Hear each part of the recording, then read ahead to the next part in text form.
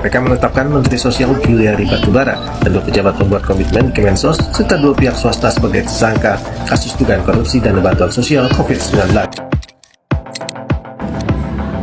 Tanpa kita sadari dari banyaknya kasus korupsi yang bisa kita lihat tadi, sepertinya korupsi menjadi hal yang lumrah untuk dilakukan. Padahal korupsi adalah penyelewengan dan penyalahgunaan uang negara, kantor, perusahaan, dan lain sebagainya untuk kepentingan serta keuntungan pribadi.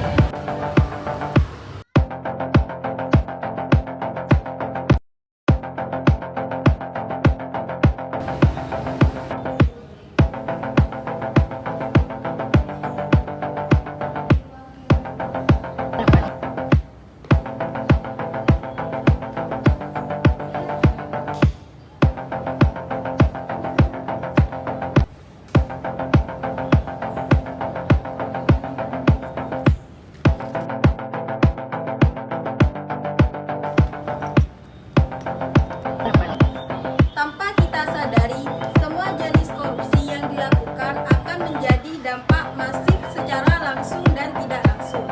Dampak masif secara langsung ialah pada kerugian negara, di mana masyarakat akan ikut terbebani dengan kerugian dan hutang negara.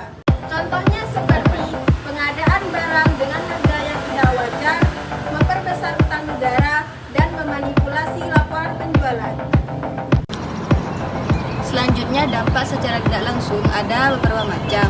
Yang pertama yaitu pada dampak ekonomi yang dapat menghambat pertumbuhan ekonomi yang berlanjutan. Contohnya seperti yang pertama, peningkatan kemiskinan, 2, menambah beban dalam transaksi ekonomi, 3, menurunnya pendapatan negara dari pajak.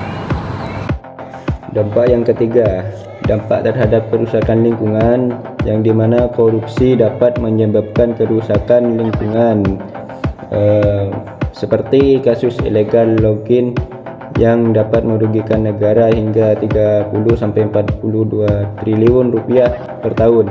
Meningkatnya jumlah korban jiwa akibat bencana alam ini, semakin tinggi korupsi di suatu negara, semakin besar pula jumlah korban jiwa akibat bencana alam. Yang keempat yaitu dampak terhadap pertahanan dan keamanan. 1, kestabilan ekonomi. Contoh kasusnya yaitu krisis ekonomi yang terjadi di Venezuela berakibatkan keruntuhan kapasitas militer. Yang kelima yaitu dampak pertahanan budaya dan religiositas. Dampak korupsi sangat berpengaruh terhadap pertahanan budaya dan religiositas. Adapun beberapa dampak tersebut diantaranya: 1, kerusakan nilai moral dan etika.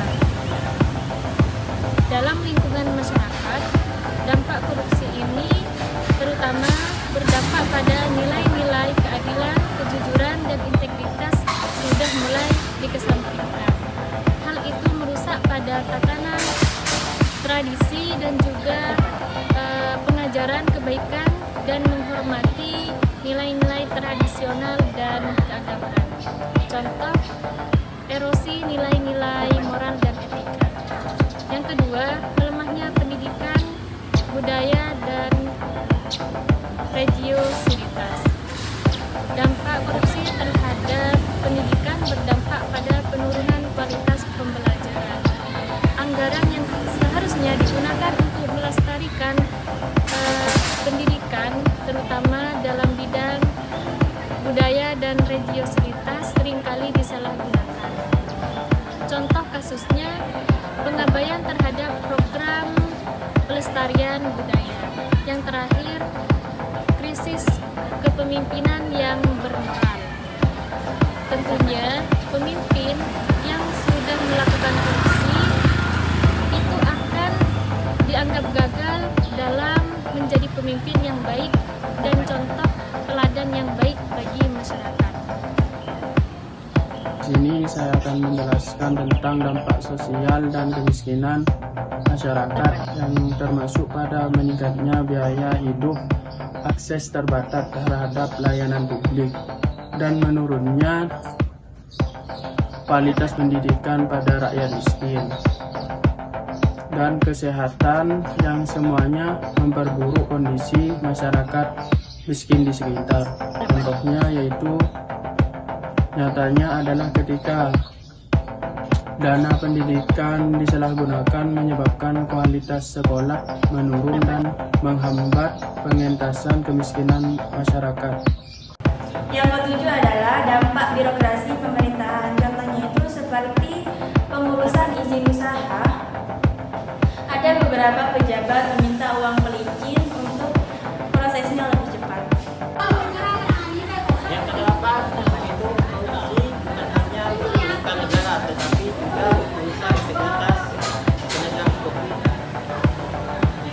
Ketika hukum dilanggar dan korupsi semakin merajalela, maka kepercayaan masyarakat kepada lembaga negara itu semakin tidak semakin menurun. Dan ini adanya karena penegak hukum sendiri melakukan tindakan korupsi.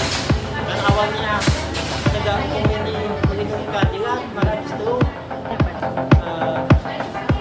terjerumus pada korupsi tersebut. Misalkan contohnya itu korupsi pada kantin Perak Surabaya, yang dimana kejaksaan ini telah melakukan tindakan korupsi di Polda Surabaya. Adanya dua pejabat swasta yang dimana mereka melakukan satu korupsi pada penjaminan uang